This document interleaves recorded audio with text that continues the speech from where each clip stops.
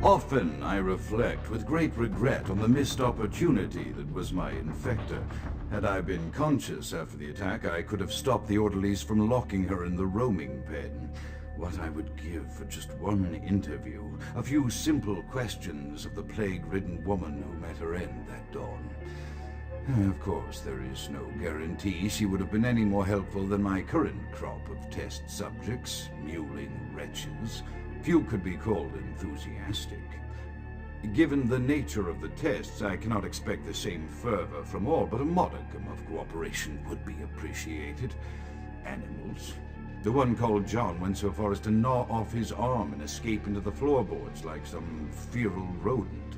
I still hear him scurrying about at night. He must be making an atrocious mess.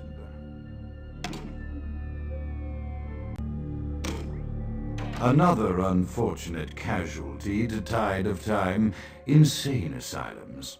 I lament their loss not only as brokerage houses for the breadth and depth of human psychoses, but also I shall mourn the disappearance of that peculiar environment present only in an insane asylum. That palpable atmosphere of blistered brains and churning bowels, the odoriferous melange of freely flowing bodily humors, that gently rolling cacophony of distant sobs and screams, the muttered cursing at perceived enemies, and the blissful gurgling of the lobotomized, like a newborn babe discovering the sky. I shall still find test subjects as surely as I find bloody sustenance in the night, but this climate, I fear, may never be replicated.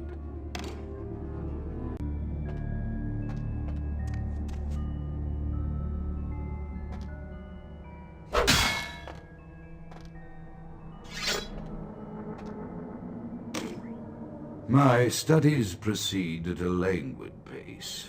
I'm mired in a foul ennui as my wife's illness advances.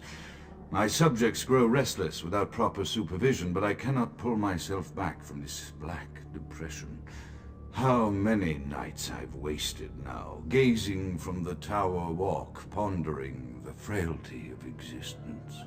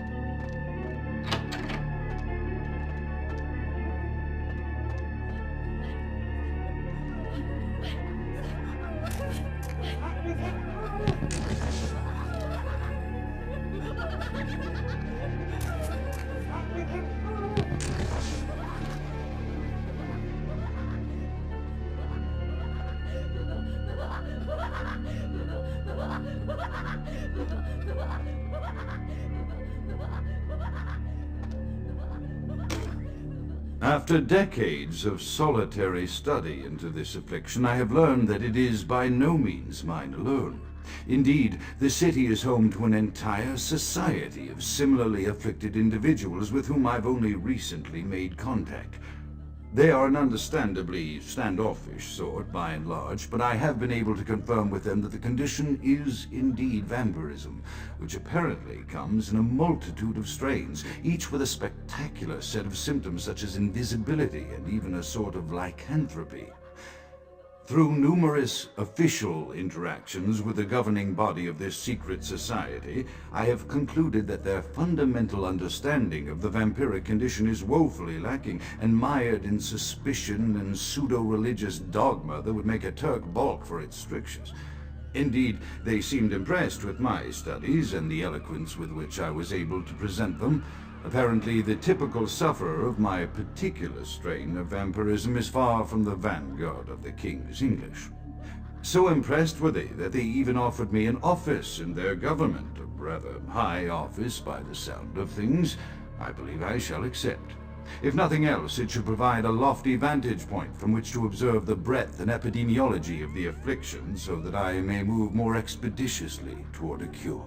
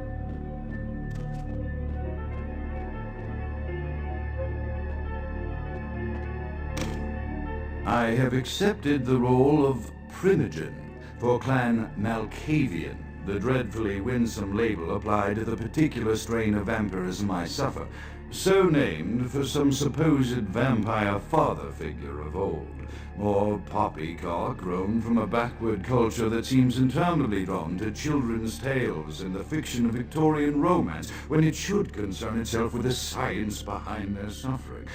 No matter. For I have taken this office for no greater reason than to advance my research.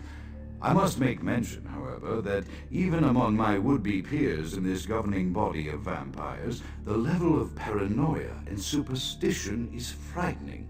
Their intelligence is not the question, no, indeed. As they courted me for this appointment, I had to suspect that their overtures were hand-tailored to what must be my obvious infatuation with reason, for the devil would do well to have such honey-tongued tempters.